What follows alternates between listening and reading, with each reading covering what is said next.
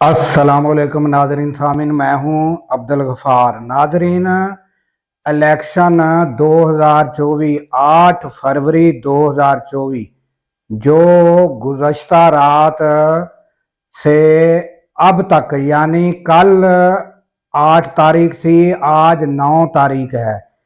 कल इलेक्शन का दिन जो है वो गुजर चुका है और आज 9 तारीख 2024 है। सुबह से लेकर अब तक यानी कि 6 बजे का टाइम हो चुका है। तो अब तक जो है वो रिजल्ट अनाउंस किए जा रहे हैं। ताहाल जो इलेक्शन के रिजल्ट हैं वो मुकम्मल नहीं हुए। तो ये भी पाकिस्तान की हिस्ट्री में शायद पहली दफ़ा हुआ हो। और उधर उस्मान डार की वालदा रेहाना डार, उन्होंने जो धांधली का इल्ज़ाम लगाया है और उन्होंने खुद जो बताया है वो आप खुद सुन लें। बिस्मिल्लाहिर्रहमानिर्रहीम। मेरे सियालकोट के बहादुर बेटे और बेटियां, माँ और बहनें, जो आपके वोट से मुझे शानदार कामयाबी मिली, मैं आपका शुक्रिया अदा करती हूँ। और आगे से सुनो माँ के साथ क्या हो रहा है। मेरा रिजल्ट तब्दील किया जा रहा है।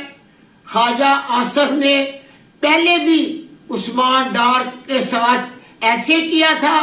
आज वो इतनी बुरी तरह शिकस्त खाकर माँ की जीत को हार में बदल रहा है।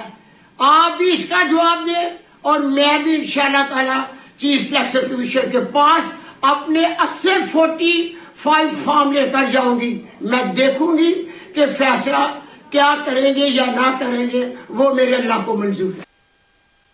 तो नाजरीन, आपने ये सुना कि उस्मान डार की वालदा ने जो धांधली का इल्ज़ाम लगाया है, उनकी बात आपने खुद सुन ली है।